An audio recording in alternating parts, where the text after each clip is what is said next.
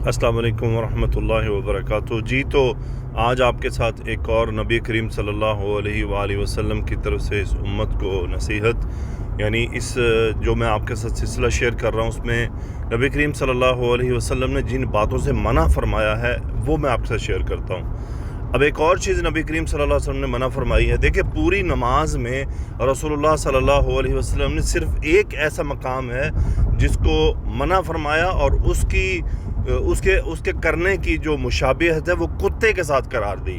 تو میرے بھائیوں بہنوں، ہمیشہ اپنی نماز کی ایک آدھ ویڈیو ریکارڈ کیا کریں، خود سے یا فیملی ممبر کو کہیں کہ وہ ریکارڈ کریں اور نمازوں کی تصحیح کریں۔ خیر، وہ منع کیا تھا کہ جب ہم سجدہ کریں تو ہمارے جو بازو ہیں وہ زمین کو ٹچ نہیں ہونے چاہیے بلکہ اس سے اٹھے ہونے چاہیے۔